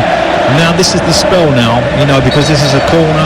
This is that kind of one of those waves that they struggled with in the first half. So let's see how they cope with this little surge. Corner over on the far side, which is taken by Reinders in towards the near post. Giroud trying to get up there. Byrne heads it away. Pulisic strikes it into the body of Trippier. Comes back out to Teo Hernandez. It's another block, this time by Anderson, and it repels to halfway. Great blocks, weren't they? Full-on blocks. I mean, that last block, the ball's travelled about 60 metres up the pitch. Again, they didn't defend that corner well, and they've struggled at set plays a little bit tonight. What an opportunity that was. Milan will be a little bit upset that they don't manage to breach this stubborn Newcastle defence. The resistance so far has been strong from Eddie Howe's team, but there's still 14 minutes to go. Anyone who watched the Premier League over the course of the weekend knows just how often games have turned and changed late on in matches recently. Yeah, absolutely. Lots of late goals the weekend, particularly for home teams. Here is Rafael Leao. Oh, he's had it nabbed off him by Almiron, and Almiron is now scampering forward and he's running at pace down the right side. Tomori goes across there. Almiron keeps hold of the ball well, turns back infield. Tomori's still doing very well to hold him off, and he does brilliantly actually to pinch it as Almiron looked to provide a real threat there, and then Rafael Leao has made a couple of big mistakes in quick succession there. Has then sort of cheated and got away with the fact that he didn't make a run because Trippier was still appealing against the throw-in that he thought should have gone his way. And the ball eventually is out of play for an AC Milan throw midway inside Newcastle territory, 0-0. Yeah, Leao's one of those players, you just suffer stuff like that. He does a stupid dummy on the halfway line, nearly goes out, straight out of play. And then the next minute he's running at the goal from sort of half cheating. But he has that talent. He's shown a little bit tonight that we all know he has. Calabria with a delivery towards the far post, but again it's too far in front of Rafael Leao, and then Hernandez takes it on the far side, wins the throw-in, and is on the front foot again for AC Milan as Schlager scores a goal to put RB Leipzig in front against the young boys of Bern. 2-1 the score now in Switzerland tonight. That game in Manchester City's group. Scher heading the ball out of his own penalty area. Wilson colliding with 2 or 3 AC Milan players. He looks a little bit isolated up there now, Callum Wilson. Yeah, Isaac's come into that sort of midfield 5 on the left-hand side here and hasn't really defended this side of the pitch well. This is where the threat is coming from. The cross is from this side. This is again, he's in again. A change. Here's Calabria down the right-hand side. Florenzi down the right-hand side delivers the ball into the box. Teo Hernandez trying to get it across, but he's volleyed it high into the sky. Yeah, that was the change. When they brought Wilson on and moved Isaac to the left-hand side, and Almiron came out to the right to replace Murphy. You thought that they were going to keep the similar sort of shape, but actually they have retreated into a 4-5-1 really, haven't they? Yeah. And Isaac not being a natural defender, it's always a danger when you put what is effectively a striker as a wide player. Okay, they can come on the inside, they can create a goal, they're definitely going to, offer a threat at the far post. But their defensive work is always a worry. And for me, since he's gone to that position, that's where Milan's threat is coming from, down his side. Well, this is a bit of a problem for Milan, because Mike Magnon, their goalkeeper, has indicated that he needs to be replaced. He's dropped to the floor, he's asked for treatment. Bearing in mind they've made 4 substitutes already, this would be their final one in regulation time, and it does look as if they might have to use Sportiello or Mirante. He's definitely got some discomfort, isn't he? He wants to come off, I think, and we're going to get a replacement goalie, which is very rare. I didn't actually see what he did. I don't know if it was when he kicked it out. I don't know why he's got a problem. 31-year-old Marco Sportiello, the backup goalkeeper, 6'4" tall, getting readied on the sidelines, hoping to get his first appearance of the season. He's up. He's off. And in some ways, could be looking at one of those sort of 6 to 10 minutes overtime here, which you won't want to see if you're already out. Well, it's a debut for Marco Sportiello, who came in from Atalanta, was the Atalanta goalkeeper last year, for large parts of the season. Sportiello, great name. Towards the back end of the campaign, where he is replacing Mike Magnon.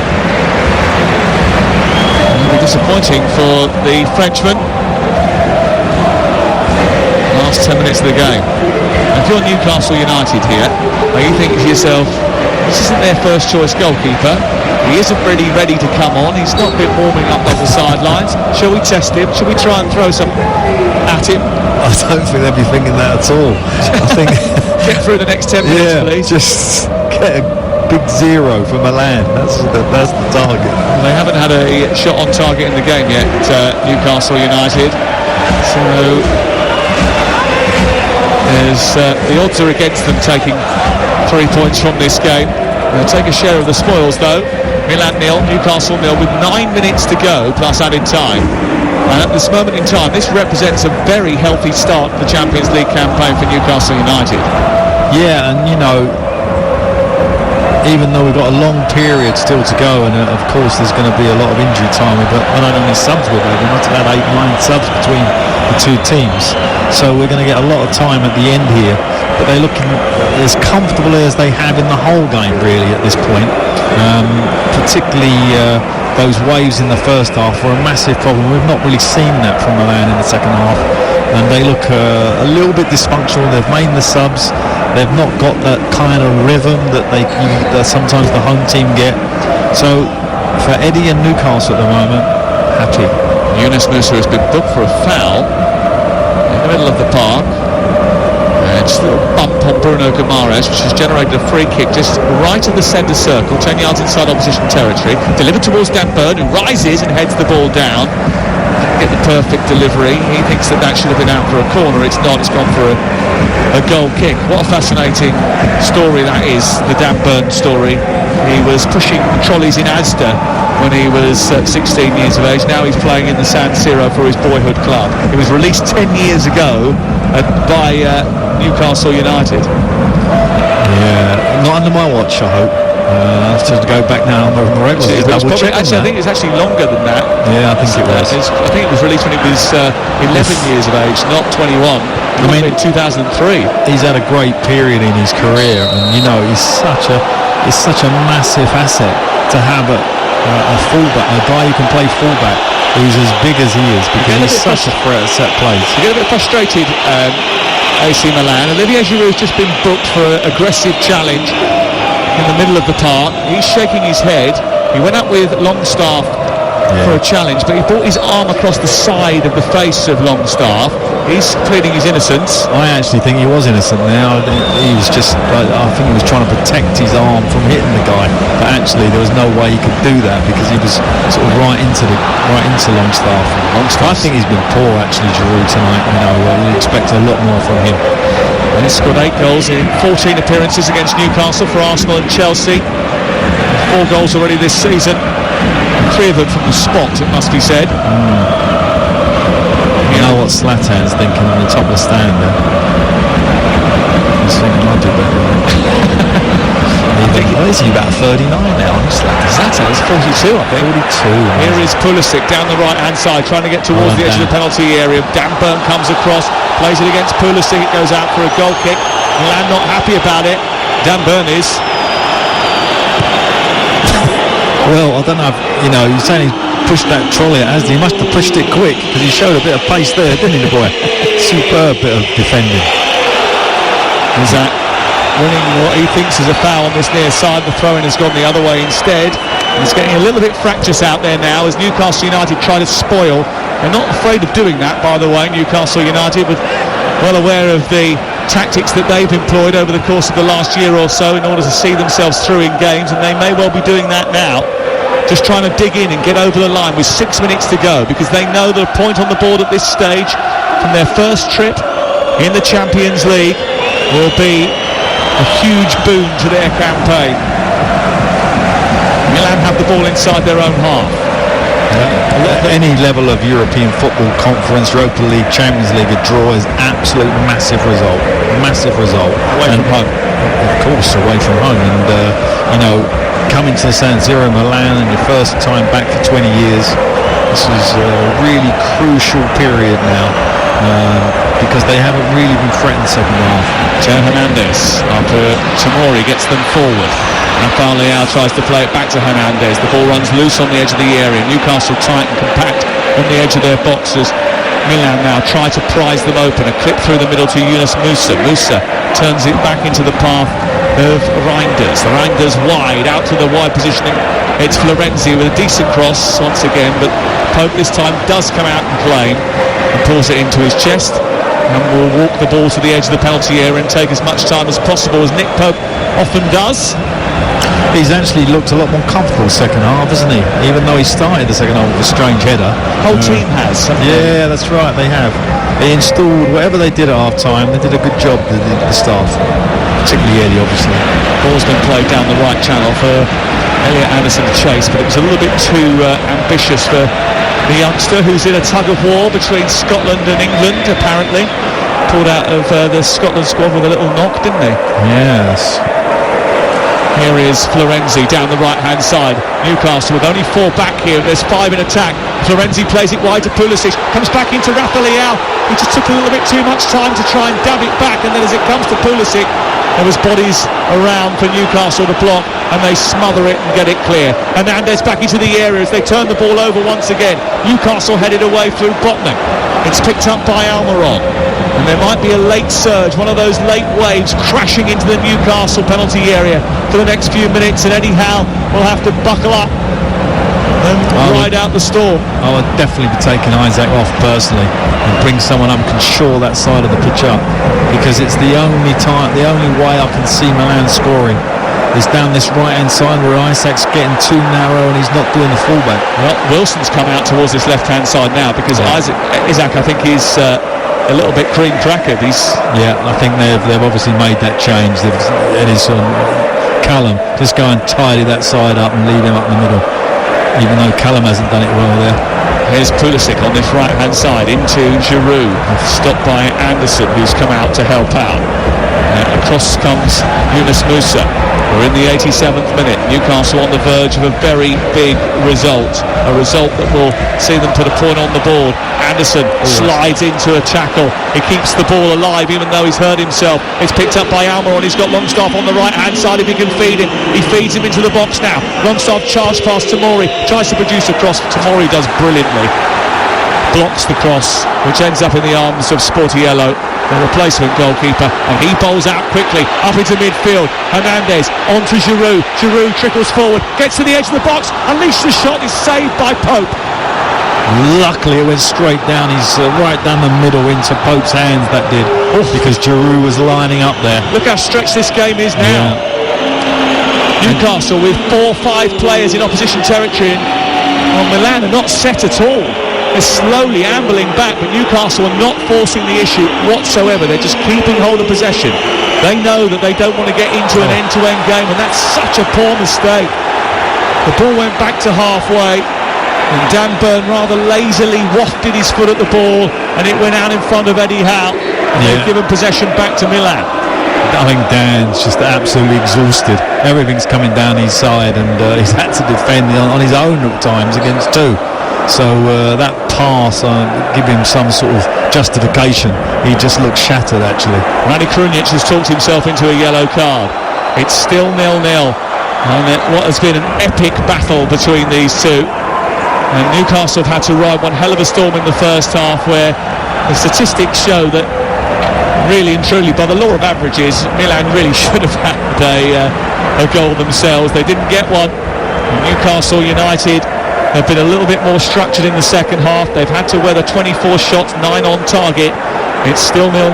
They haven't even tested either of the two goalkeepers that Milan have played tonight. No shots on target this evening, but they're taking a point. But Pulisic inside the area, covered by Bruno Guimaraes, who gets back just in time, dives in, takes the ball to the byline and clears, and away for a throw. Good defending by him. Yeah, the substitutions at the top of the pitch for Milan, for me, has been a mistake. I think the guys who come on have looked flat, and Pulisic was in a great situation there, and he looked like he was asleep. This is the time for Newcastle, because it's such an important stage now. Look, they're making that change. Coming off, and Harvey Barnes coming on for the final few moments. I would have done that 10 minutes ago. At least it's been recognised now for this last period, and now we're going to get how long extra. This might lift the crowd. This might lift the stadium. We're just about to find out how many minutes are going to be added on. Harvey Barnes comes on for Alexander Isak. It is 15 his number was. I thought it was 15 minutes from the outside. Oh my goodness. Not quite 15 minutes. They haven't indicated the amount of time, because the substitution happened bang on 90 minutes. So I'll give it to you in just a second as Yunus Musa sends the ball in towards the near post. It's headed away by Fabian Schär, and it's away for a corner kick. A corner kick to Milan with 5 minutes of added time at the end of the 90. Settle for that 5 minutes. Not if this corner kick goes on the head of a red shirt and flies into the net. Here's Pulisic down the right side to take this corner, right-footed, deep towards Giroud. It's over his head, and it's a good intervention by Barnes, who dabs it towards the far touchline. Goes back from Teo Hernandez to Reinders, who's chased by Wilson. Wilson, who's working his socks off to try and just add a bit of pressure on those trying to dictate for Milan. Reinders gets within 30 yards of goal, then shoots down the middle. It's over the top of the crossbar by a yard or so, and Newcastle will be happy enough with that. It was a good effort, actually. I didn't expect him to shoot, by the way, because he had loads of options, but it was a decent effort. What a chance Newcastle got here. What have they got? 3.5 minutes to get through, and they're doing so well. Yep, they're not doing too badly. In fact, they'll take this back to Tyneside tonight, and the flights back from Milan Airport, I'm sure, will be full of rather hearty Geordies that have enjoyed their couple of days in the Milanese rain and sun. There's a little bit of sun. There's a few of them with their shirts off, sliding down the rain-soaked avenues of Milan. And Newcastle got a set play in halfway in the Milan half here. Can you imagine if they need to go? But the most crucial thing for Newcastle here, firstly, you want to see fight in your team. You're going to Europe. Show no fear, and I think they've done that. Okay, they've been a bit naive at times, particularly in the first half, but they've done the shirt proud tonight. They've got a free kick right on the edge of the centre circle inside Milan territory. It's sent square to Trippier, who sends it into the area looking for Schär. It's headed away, and then it's picked up and run out by Pulisic towards this near side. He comes infield, past Longstaff, they play on because Yunus Musa is coming away with the ball, and then Trippier with a brilliant tackle, absolutely superb tackle, keeps the ball infield and manages to take the ball away into Newcastle possession. It was terrific captain's play. That wasn't great from Bruno Guimaraes, who's kicked it out under pressure, and it's a throw-in level with the edge of the Newcastle penalty area. Down the right the ball goes, Yunus Musa into the centre, Nick Pope will stop on this and he'll just bring it into his chest, smother it and waste precious seconds. Trippier, how brilliant was that? Probably one of the highlights of the match at that time. An unbelievable tackle. It showed all his England class there. And then was calm. He made a miraculous tackle, and then was nice and calm, kept the ball. Unfortunately, Bruno then kicked it out of play. But they're so tired now. You can't imagine how tired you are in these games. Yeah, energy has been sapped from every sinew of their body. They've worked incredibly hard to keep Milan at bay. They haven't had much going forward. They've looked a little bit toothless tonight, Newcastle United. But it's a precious point for Eddie Howe, for Jason Tindall and his coaching staff, and these Newcastle players who have worked tirelessly to come away from Milan with something. Eddie Howe, who said he'd never attended a Champions League game before tonight, certainly is going to remember his first one. That is for sure. The ball is over on the left-hand side for AC Milan. Trippier has nabbed it. He sent it wide onto Almiron, who's coming forward. He's running at the defence. He's got a bit of space on this left-hand side for Elliot Anderson. He uses him. He's on the edge of the box. Cuts back in. Plays it towards Longstaff, who shoots down the middle of the goal. And it's tipped over the top by Sportiello, who makes a seismic save right at the very end. What a chance for Newcastle in the 95th minute of the game, and it's only the fingertips of the substitute goalkeeper that stops them from stealing the lead. Unbelievable. Right in the middle of the pitch Longstaff was, in the middle of the 18-yard box. He could kind of put it where he likes. Unfortunately, he's just got it a bit too straight. Anything wider, it was going to go in. What a great save though by the keeper. That's probably his first touch with his hands, is it? Absolutely. I think it's the first touch for either of the two goalkeepers with their hands all night. But it's a vital intervention, and that intervention has stopped Milan from conceding in the 5th minute of stoppage time. Newcastle have a corner, having played all 5 of the minutes at the end of the game. Harvey Barnes is taking what can only be described as eons getting over towards this ball. He's then left it for Trippier, who's going to take responsibility. He's waiting and gesticulating and making sure that he milks every moment of it as well. What a big chance this is. But he can deliver a peach of a ball, and he might just do it. It's Trippier in the 96th minute in the San Siro. 0-0 the score. Milan against Newcastle. It's delivered into the box. It's attacked to the far post, but Sportiello's got up there again. He's touched it behind, and it goes out for a corner kick. And they're just asking now whether or not there was something inside the penalty area during that collision. I think the referee's going to end up blowing the full-time whistle before this corner kick can be taken. If that is the case, it's marvellous for Newcastle United. That's it, it's done. A super San Siro start for Newcastle United. They are back in the big time, and they have wasted no time in putting a point on the board in the Champions League. They flew in during a storm, and they had to weather one in the first half here, but in the second half they were much more calm and assured, and they almost nicked it in the 5th minute of stoppage time when Sean Longstaff had their first effort on target stopped by the fingertips of the substitute Milan goalkeeper. It's finished in the San Siro. Milan 0, Newcastle 0.